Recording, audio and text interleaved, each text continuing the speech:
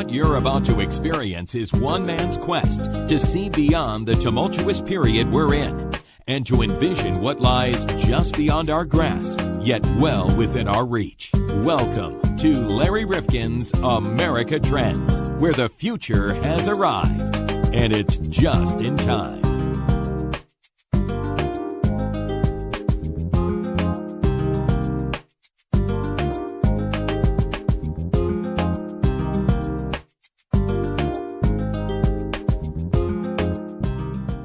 Does anybody want to go back to the 2016 election? No. Oh, welcome back. John, I'm in a haze. An America Trends podcast haze. Uh-oh. Because we're going back. We're going back to... Do we have to? Let's talk about Lion Ted. And let's talk about Little Marco. Well, now I heard this morning that Hillary's coming to town with her new book explaining what happened. Absolutely. The book is called... What Happened? Or is it What Happened? Or is it What Happened? You know, it's all in the emphasis. I see. You know, John, I didn't tell you this, I don't think, but I've scribbled a couple of chapters. Oh, you have? Yes, in a memoir. So what happened? Well, nothing really has happened because my life has been rather dull and tedious. But I figured, hey... You know, people are tired of reading about exciting lives. You know, people who climb Mount Everest. They want people who've They're really just regular people. done nothing. Yeah, Regular or people. sedentary. But actually, what it would be called, and I don't know whether it's just something that I'm going to leave for the kids that they can throw out among so many other things that meant a lot in my life. Who knows? But it would be called No Dead Air. I think that's a great title. I love it. You like it? I like the title, yeah. Okay. Yeah. Well, you know what it means, because dead air is the worst thing that you can have when you're podcasting, when you're doing radio broadcasting in particular, Yes. or television. Sure. Dead air. And you could hear people in a control room, we've got dead air! That means something. Stop! What's going on? That means something's not happening. Something's not happening. So and something's always got to be happening. You've got to, right. It doesn't matter whether it makes any sense or whether it means anything or whether it's totally, just eye candy, whatever. It's got to be there. Something has to be there. And on radio, I think what people have to understand, in studios like the one that we're in today at WATR, and we thank them so much for collaborating or associating or assisting us in all of this. And WATR has been a part of my life for all my life because my dad was program director here back in the 1950s. But dead air is really difficult to discern because if somebody falls asleep, and even if you hear it and you're management at the radio station, if they're asleep, they're not going to hear a phone ring to wake them up because it doesn't ring in the studio. It lights up. Right.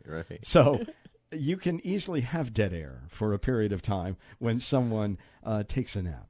And that did happen in my life for real because I was a radio brat. And I went into my father's room and I said, hey, Dad, you've got dead air. On a Sunday morning. And in those days, Sunday morning meant religious tapes on a reel-to-reel. Right. And so, it was spinning out of control, and there was no preacher going, and you are going to die by damnation. No, this guy was asleep. And I went back in 10 minutes, as my father asked, and, Dad, you still have dead air. So he went down. And lo and behold, the man was asleep, and then the man was unemployed shortly thereafter. So with all of that said, John, you and I are going to give you a lively romp back to the 2016 election. And you may say to me, John, Larry, why are we doing this? Yeah, that's a good question. Why are we doing this? I'm always asking why. I know, you always are. You're always using the Socratic method on this podcast. So the reason we are, well, first of all, we really like Dr. Gary Rose, and he is the head of politics and at the Sacred Heart University in Fairfield, Connecticut. A wonderful man, and we have interviewed him many times. And he wrote this book, and he went painstakingly through the chronology of the 2016 election. And when I say painstakingly, as I went through this book, I said, oh, do I have to relive this, that, or the other? Do I have to? But I will tell you that I had a great experience during the 2016 election, and you were part of it, as you're part of everything. my wife and I went up to cover the New Hampshire Oh, yeah, primary. I remember that. Yep. And I left you the material Yep. to cut up. We did a lot of audio. And we got to a Marco Rubio rally. We got to a John Kasich rally. And then we saw Bill. Bill was there for Hillary. And my wife, well, I think it's fair to say that she's a very attractive woman. And she had a very nice SLR camera. And they put her up in the bullpen, they call it, right in front of Bill. Bill likes the girls. Yeah, and she was taking pictures, and Bill's like, "Hey, who's that woman up there? Let her." So sound more like Elvis. He was like Elvis, remember, Yeah. with his saxophone and the whole thing from the South. Well, anyway, so we covered. That was fun. That really was fun, I got to say. But with all that said, Gary Rose has written a book, and he calls it, of all things, well, you remember the title or no? What is it? Haywire. Haywire, that's right. Haywire. That's right. Where my And brain's gone I haywire. actually wanted to put baling wire around my neck thinking about going back to the 2016 election.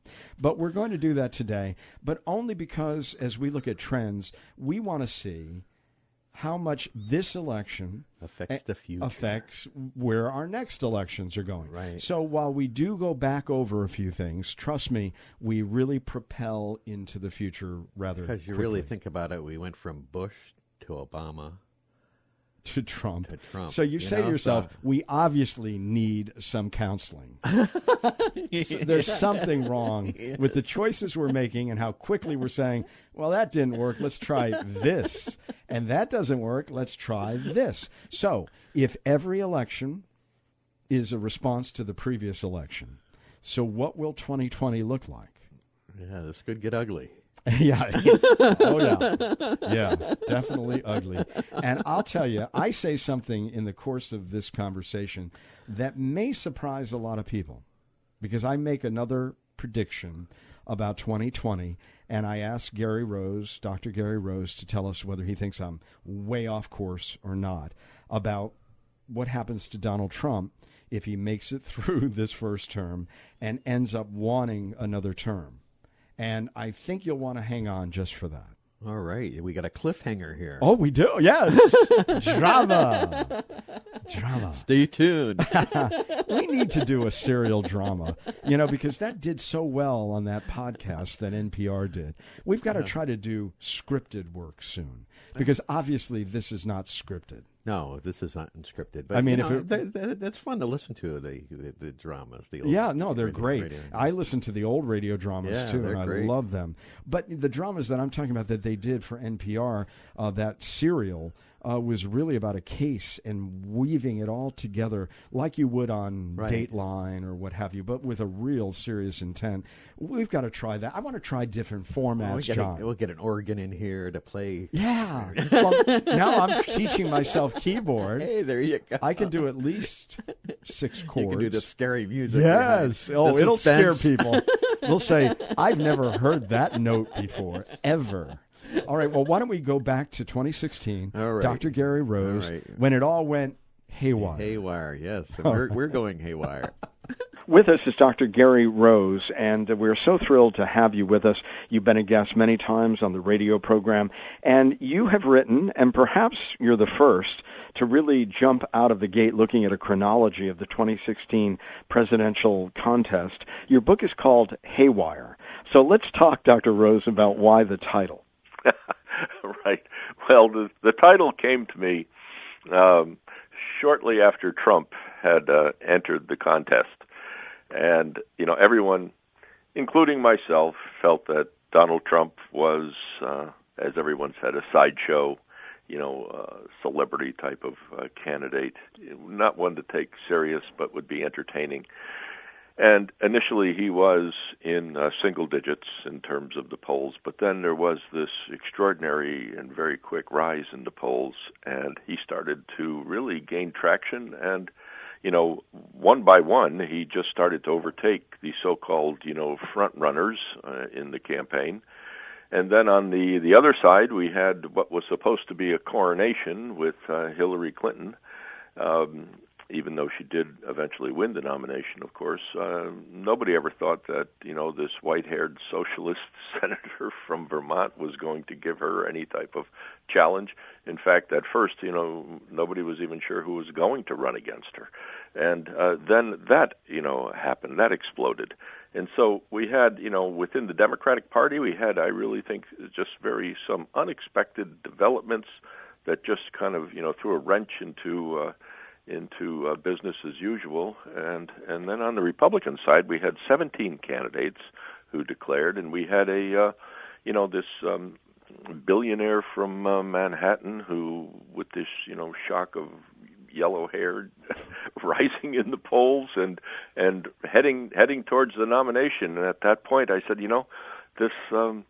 this contest seems to be just becoming like Haywire. It really is. It's just gone off the rails. and nobody could predict what was going to happen. But in America, with only two parties, large tent, do we normally self-correct toward the center? Or does this really establish a new benchmark in terms of presidential campaigns? You have been a scholar of presidential campaigns for a very long period of time. Mm-hmm. Yeah, Larry, I get asked whether or not this is the beginning of a new trend. I mean, we've had candidate-centered politics before, outside of the normal party structures, of course, but nothing like this. And quite honestly, if you take a look at already, the 2020 campaign is starting to, somewhat shape up, and you start to hear of all these individuals that are thinking on running, and some of them don't have any political experience at all. Zuckerberg has been visiting, yes, all of these key states and so forth. Supposedly, I guess, with his charity, but he's really campaigning. And so, I think what we have here, to your question, is really maybe a new model of American politics emerging. That is, where individuals without any, and we've had people with limited public experience, but I think we're witnessing now the emergence of candidates who have, no public experience whatsoever, and that is in holding public office, campaigning for the highest office in the land, and quite possibly winning. And so it's really a new form of candidate-centered, politics, really cults of personality and so forth, that's taking shape. And again, like I said, we've had some candidate-centered campaigns in the past, but nothing that has been so detached from, the normal two-party configurations that we've often seen. Will the parties try to rise up to blunt this? Because what happens to their influence going forward? Yeah. Well, they have tried to blunt some of this. They certainly tried their best with Donald Trump at first, and then, of course, Reince Priebus, the RNC chair, acquiesced to it, and then started to campaign for him. And I think that because of social media, Facebook, Instagram, Twitter, all of these things that the candidates are using now, and Trump was not the first to use it, although he used it very, very successfully, even more extensively than Hillary, then, the parties, I think, will increasingly assume a secondary, possibly even a tertiary role in presidential contests, which will be superseded by candidate organizations and think tanks and special interest groups. You have a section in your book, in fact, it's the first section, on what you call the invisible primary. And you started 2013. Now, Barack Obama just, took his oath in 2013 for a second term. And then you go into 2014, 2015, and you talk about this invisible phase. And yet it wasn't for Donald Trump to step down on that escalator until, what was it, mid-2015, I believe. Right, yeah. So this invisible phase that you write about, how important is that? Oh, that's, political scientists have been writing about the invisible primary for quite some time. And it's a great question you ask, because there's all this maneuvering that takes place, among the candidates long before they declare. appearances on TV, steak fries, visits to Iowa, visits to New Hampshire. You can start to see, if you really follow politics, you can start to see who's leveraging and maneuvering. Now, quite frankly, in the past, normally people who were very deeply involved in the invisible primary and, jockeying against one another and subtly, denigrating their opponents and starting to move up in the polls and in the eyes of voters. Normally those people were ones who did emerge as the presidential candidate, of the party. Mm-hmm. Now, Trump, you're right, he came in a little later than other people. And as you say, it was descending on the escalator in grand fashion, in Trump Tower. And it was still nevertheless part of that process, but it was very different. I'm not suggesting in my book certainly that that the days of invisible primaries have been shattered completely, but and that a candidate can come in as late as Trump did, because he had extraordinary resources. I mean, his really, in many ways, was an anomaly. The days of the invisible primary are still going to be critical. Well, in that invisible phase, when we look at Hillary Clinton, you talked about her rebuilding the bridge to the African-American community, right, her development of the super PAC, Bill and Chelsea's role, early polling, preening for Iowa and New Hampshire.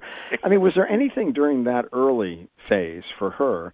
Because she really did get a contest from Bernie Sanders, never really expected, that you think a Hillary Clinton, for example, or maybe the next Democratic candidate can learn from and say, maybe I should focus my energies on building an economic message or what have you. In other words, how important is your book going to be to future candidates looking at what happened in 2016 and saying, I've got to do something either like that or very different from that? Yeah.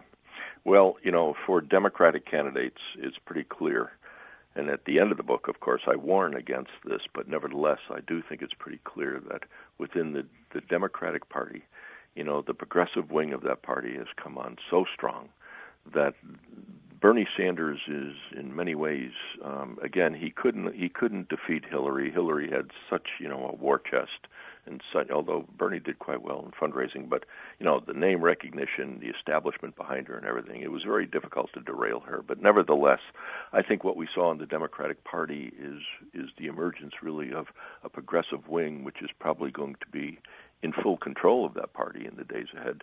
And I'm sure that people have looked at Bernie's campaign and, single payer, health care system and free education and all the things that he was advocating and saying, this is how I'm going to have to win this nomination, because really the progressive wing was much stronger than I even had anticipated, and Bernie demonstrated that. So I think among Democrats, the movement to the left was so pronounced. Hillary was able to carve out some of that also helped her secure the nomination. I mean, she wasn't completely, divorced from the progressive wing by any means, and I showed that in the book too. I discussed that. But I think that the model for the Democrats in 2020 is clearly going to be the Bernie Sanders model, and it might even be him again. And I think that's what could be learned from my book is look at how that message resonates so strongly among millennials and African Americans and traditional Democratic voters even. And so I would say that that might be the model for the Democrats. What the model is for the Republicans, what one can gain from my book, that's difficult to say because it is. It's based so much on the Trump presidency. It's a Trump personality that just dominated this whole thing, and I'm not sure that there was even quite frankly, a coherent message in the Trump campaign. It was really more denigrating opponents. It was this deep desire, as I show in polls, certainly for somebody from the outside, who is going to come in and shake things up. I don't know. That might be the model. Maybe that's what one can learn from this campaign, and from my book. But I don't know if for the Republicans that is definitely the Trump model is going to be the norm. It may or may not be. I mean, I think candidate-centered politics is obviously going to be the norm, but somebody who conducted themselves the way Trump did, I don't know if if somebody's looking at saying, "Gee, that's the way I have to be in order to win." And look, it's really hard to do what he did. He is a performer, and not everybody is. Let me ask you. I mean, there are fissures within the Republican Party that you point out. You could see early on. You could see Ted Cruz, and he was that lonely, angry guy who said, "I'm in the establishment, but I'm not of the establishment." You had a guy like Chris Christie, and he was more of a moderate socially, but fiscally conservative. And then Rand Paul and a different packet of ideas altogether, building upon his father's base. So there are fissures within the Republican Party that I'm wondering, will they evidence themselves more going forward because they were sublimated under the Trump personality? The Trump personality, yeah. If you don't have that unifying figure, and that's a very interesting question you ask, because many political scientists and observers and journalists, of course, were trying to peg Trump, into one of these so-called, what I call in the book, drawing from what people have said about the party, that one of the so-called tribes of the Republican Party. And people were trying to peg where he was. And what I observed was, in the polling data and in the voting behavior, is that he really did transcend almost every one of those tribes in many ways. And he did bring some libertarians, some Tea Partiers together, establishment and so forth, social conservatives. He was able to put all of that under his campaign, even though his poll numbers never really, within the party in the primaries, they didn't exceed 50%, but nevertheless he was getting pluralities, which was all you needed.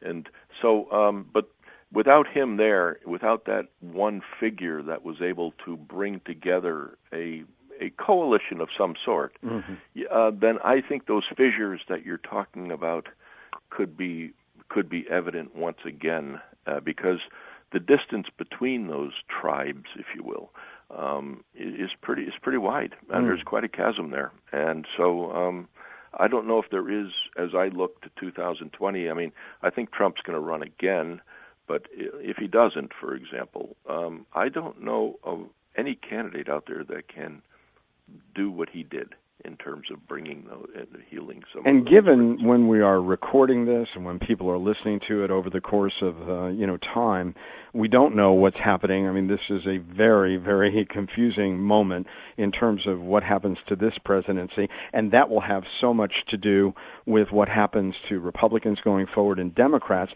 But what I'd like to focus on as we do continue to look at the 2016 race and look at what impact it has going forward is the fact that there are going to be many things that came out of 2016, regardless of what happens, during the presidency of Donald Trump, that will affect where we go. For example, when we look at organization versus messaging, I think you've made it pretty clear that candidate-centric race focuses more on the messaging, because he really did not have the campaign apparatus that the Clintons have had. That's right. Well, he benefited from, of course, you're right. I mean, Clinton had a well-oiled machine, and I referred to it, as the Clinton machine.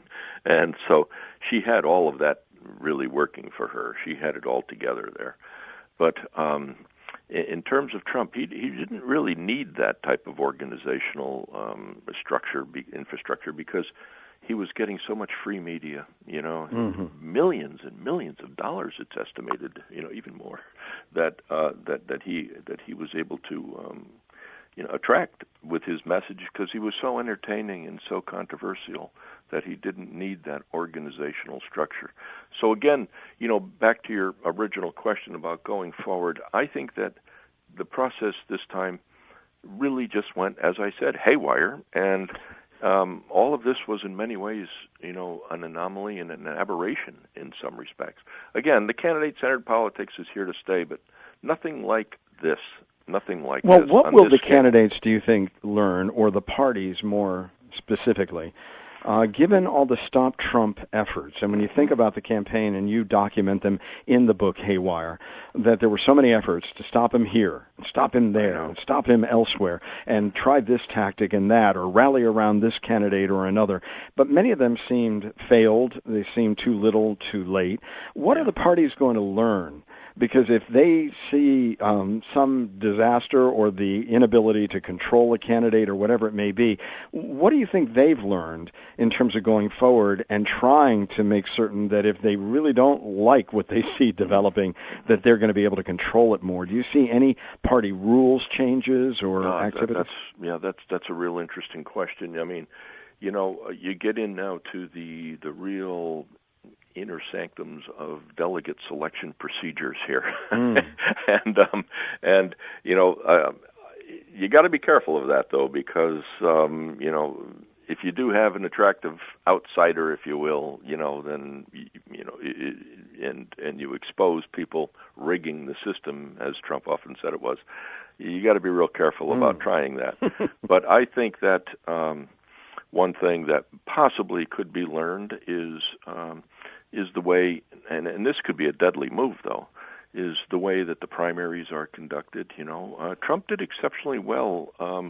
If you noticed, and I mentioned this in the book too, in open primaries, where independents were allowed to participate, he did well in those, and so do you really want, as a Republican leader, to say, well, maybe we should start closing up primaries in order to purify the candidate, the nominating process, and the type of Republican that emerges? So I think you're onto something there, Larry, about rewriting nominating rules, but I think that's a real challenging thing that's really a dangerous road to go down, because the press gets a hold of that, and so do candidates. And the last thing I think that the party organizations need to be seen as is these behind the scenes bosses that are trying to control the outcome of a nominating system. But therein does lie a strategy. I agree with you on that. What about the way that communication will take place from the candidate to the public? One of the things that I must say, and I've never been a big fan of Donald Trump's, but that I was pointing to my audience on radio at the time and saying, look at the way he's communicating with an audience. Instead of a formal script, and we know that Barack Obama was a great orator, but it was always scripted and very disciplined, whereas Donald Trump was much more conversational. He was more outlandish. He was more the performer. And is that what we're coming to expect, that we just say it and don't, give us the words from someone else who has written it for you? Is that something that you think going forward they're going to have to show more ability to be more of a vamp, if you will? Spontaneous and extemporaneous and so forth. And that therein lies one of the problems with the Clinton campaign, is that, a lot of people said Hillary was a bad candidate and poor candidate. I don't think she was that poor, to be quite honest with you. I think she's a pretty strong candidate, actually. But you're right. There's a likability and spontaneity part of it, too, that enters into it. And, we do know that when people support candidates, a lot of it is based more on just emotional reaction as opposed to, real intellectual discussions in front of individuals. I mean, I saw one of the Trump rallies at my own university. I decided to go to it. And I will tell you, I've never seen anything like it in my life, and I've been to some others before. And you're right, it's the way that the candidate, interfaced with the crowd, and the charisma that was there, and the humor, and all of that stuff. And I would say that some candidates, I'm sure, are looking at that. But I'll tell you, either you got it or you don't. I mean, if you try to come across that way, and you're not inherently like Trump, then you could look really quite ridiculous. I'm sorry, go ahead. Well, when we do look at the fact that, everybody's trying to draw upon what it is that they saw happen in the 2016 race, and even if they don't like or do like the current president or did like Hillary Clinton or not, they're all trying to figure out, well, how do I position myself? Yeah, what about the whole notion that as much as you need to position yourself within this, you've also got to respect the demographic changes that are occurring? And even though we're at a moment in time when we're arguing about issues that we never thought we'd be talking about in 2017, it goes on. And every state that is now considered to be a state that is getting more brown or black, they are continuing that. And they're going to become stronger and stronger over time, or those purple states. How much does someone going forward take from 2016, but recognize that there are these changes going on demographically that are going to have tremendous impact. Yeah, there was a book that was written by some political scientists a while ago in reaction to Kevin Phillips' classic book entitled The Emerging Republican Majority. Mm-hmm. And this book is entitled The Emerging Democratic Majority.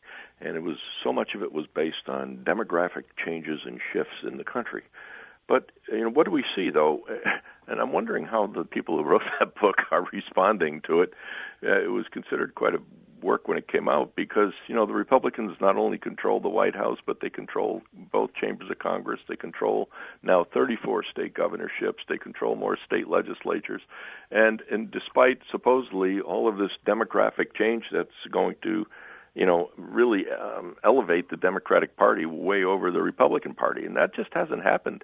And so the shifts that you're talking about are very real, but at the same time, what I think people are missing here at times is that there was, in many ways, this. I got to be very careful how I say this, but there was a white backlash in this election to those changes that are occurring out there. And it can be very strong, and it was strong in this case. And you look at, how well Trump did, and obviously it was a very strong white vote. And it was in some key states, too. So, I'm not of the notion that all of these changes that are occurring, and I do believe, and there are some, I did have some evidence in the book, too, to show that in some contests, Trump actually did better than expected, among some of these demographic groups that are aligned with the Democratic Party. So I'm not one to say that all of this, the browning of America, as we say, necessarily spells the demise of the Republican Party. It presents more challenges, but when white people get pretty angry, as they did in this last election, and feel that they're being left out of this political system of ours, then we can see just how strong that backlash, if you will, can be. Well, now the Democrats are talking about ways that they can build a more coherent economic message to be able to compete in the Rust Belt. Do you think that will be something that we should be looking at, particularly starting with the 2018 congressional elections? Yeah, I know. I mean, that 2018 election is going to, I think, tell us quite a bit. That's where the battleground is, and if the Democrats, they need to realize, and I think they are going to realize, that they can't be an East Coast and West Coast party anymore. And in presidential politics, they're going to have to really compete in the heartland and in the Rust Belt, as you say too. Wisconsin, Ohio, Michigan, Pennsylvania. I mean, that's how Trump won this thing, by campaigning in those states and mobilizing voters. And they turned out in a big way for him. His rallies were huge in those contests, in those states. And Hillary took those states for granted, of course, and in some cases didn't even show up. And so that's where I think the Democrats are probably going to focus a lot of their attention on, is trying to get some of those Rust Belt states back, because you do have, working class people there that normally are aligned with the Democratic Party. But, Larry, here's another thing too, and this is why it's challenging teaching political parties these days in electoral behavior.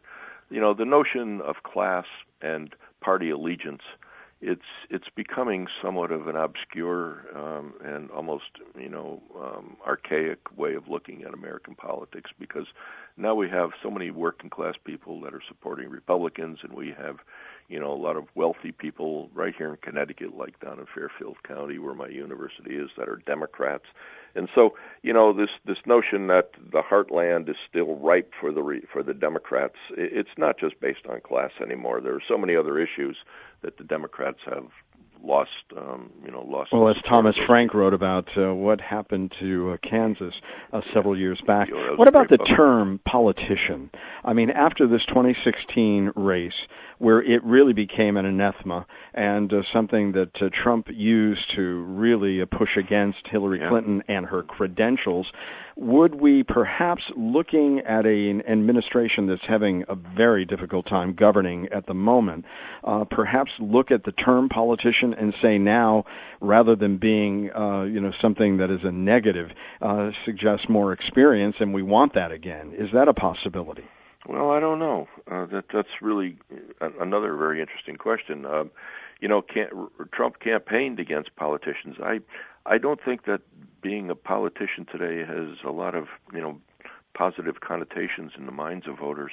We know that, and I've demonstrated this in the book, that that the trust factor in our government has really taken a complete nosedive, and a lot of people do look at people in government as in ways that they did not at one time. A lot of people don't consider somebody who makes a career out of serving in Congress or something. They don't consider that a noble occupation. I for one think it is. I think it's very important to be a public servant like that. But I don't think that. I think this notion of politician, a lot of candidates that run for 2020, they're going to do their very best to appear as if they're not one. I can imagine. Is there a possibility that if Donald Trump burns a lot of bridges, and that's what's so much a variable going forward, we just don't know what is going to happen to this presidency long term, and he's fighting with Republicans and the like, is it a possibility that the incumbent president might actually be the third-party candidate next time? Oh, wow, yeah. You're suggesting now maybe challenged within his own party. Absolutely. For the or nomination. He's saying, I can't get along with Mitch McConnell. I'm not part of that gang, and run his own way. And kind of break out in that. It's possible. That's very possible. And again, I think with Trump, I think if there's anybody who possibly, far more than Bloomberg, certainly, who was talking about an independent candidacy this time around. But if there's anybody who actually could win a majority of electoral votes as an independent candidate, I think that person could be Donald Trump. And in a three-way race, I think it's very possible. Sure. So I wouldn't discount that. I know you during this contest here, and I write about in the book about the so-called pledge and so forth. And at first he didn't agree to it, and then he finally signed on to it. But that pledge really has gone out the window. Yeah, I'd say so. What about millennials versus baby boomers going the next time around, another 3-4 years?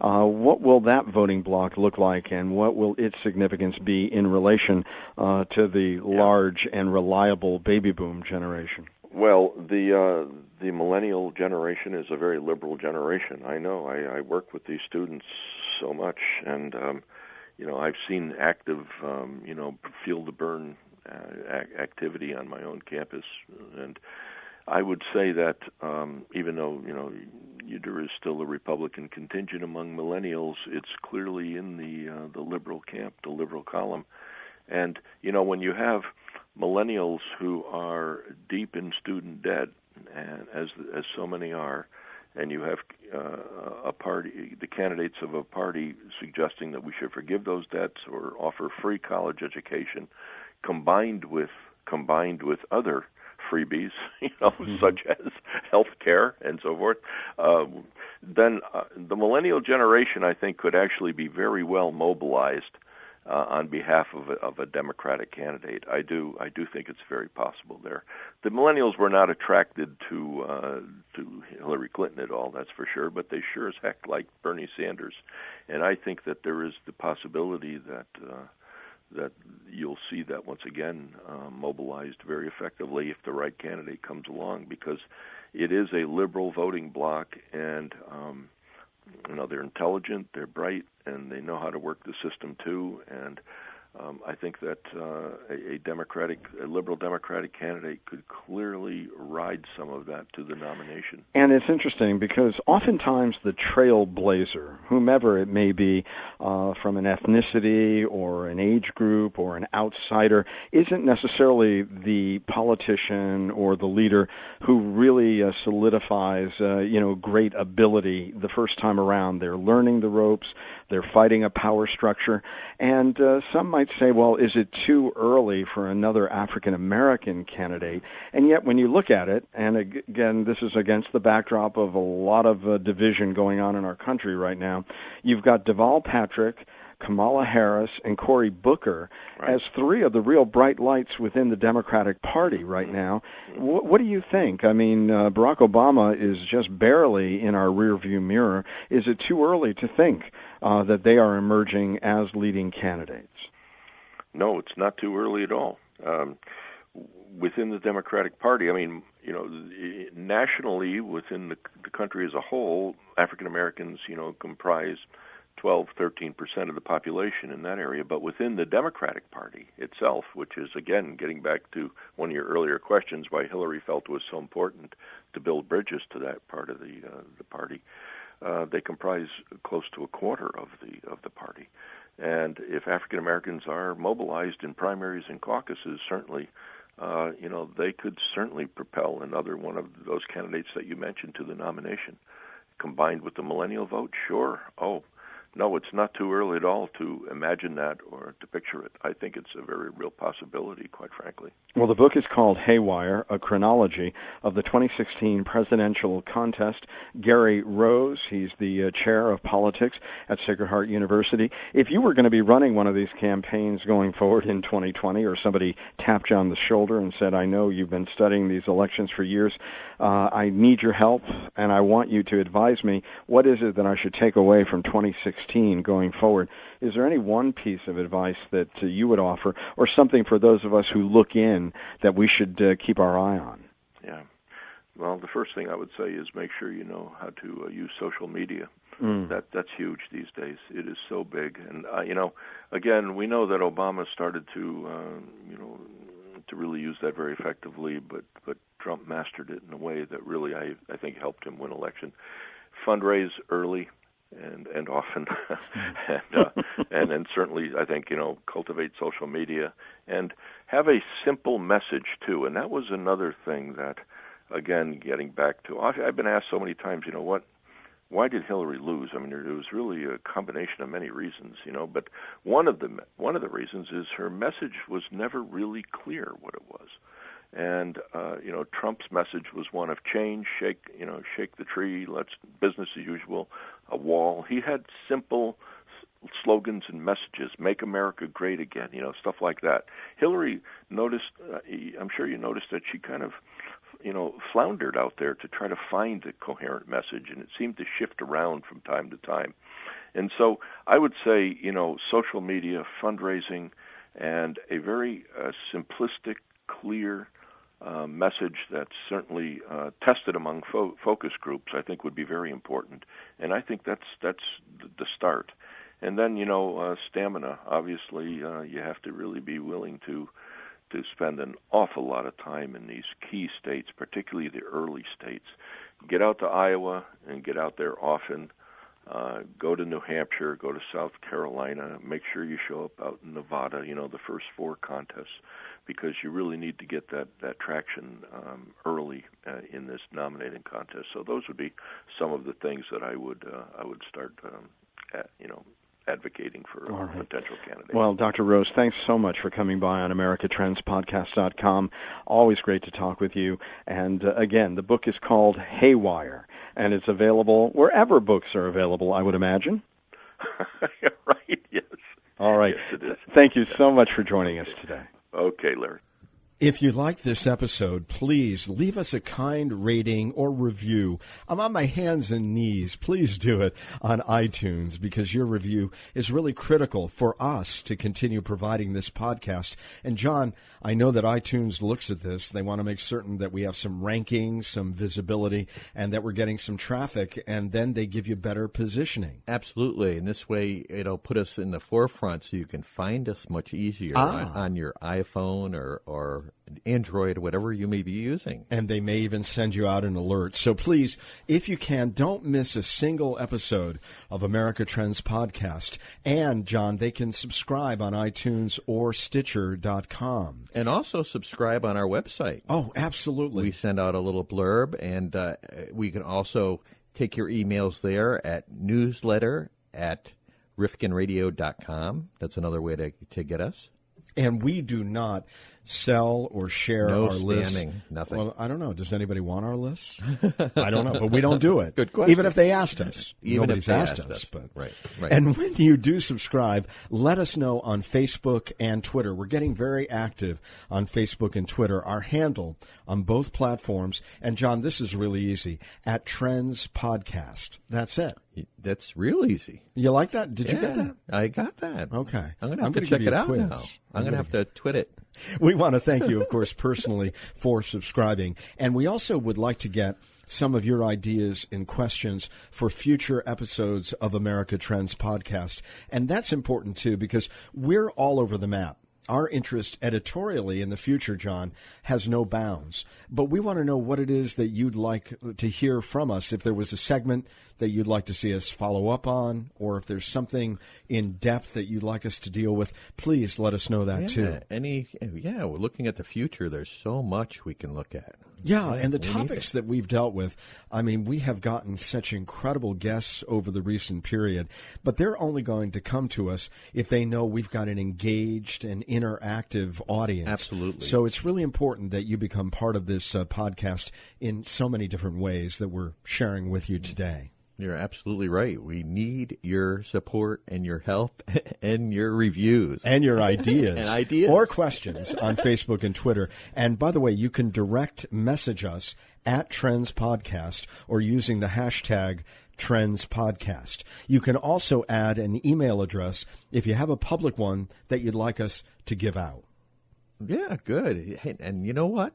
We didn't mention Amazon. Oh, yes. We have an Amazon store. Yes. And so if you go up, you don't have to buy the things that might be highlighted at that particular time. You can buy any book, and there's some benefit that comes back Just to put us. what you're looking at in the little search engine block there, and it'll take you right to Amazon, and it'll help us out. Absolutely. And it doesn't really cost you anything more because they have built that into their pricing structure. So we get a little taste and you get more programming like this and you get the item that you were looking for. So it works for all of us. It's a win-win. Absolutely. Win-win-win. Win-win-win. So for more information on America Trends and for the latest updates on upcoming episodes, be sure to like our page on Facebook and follow us on Twitter.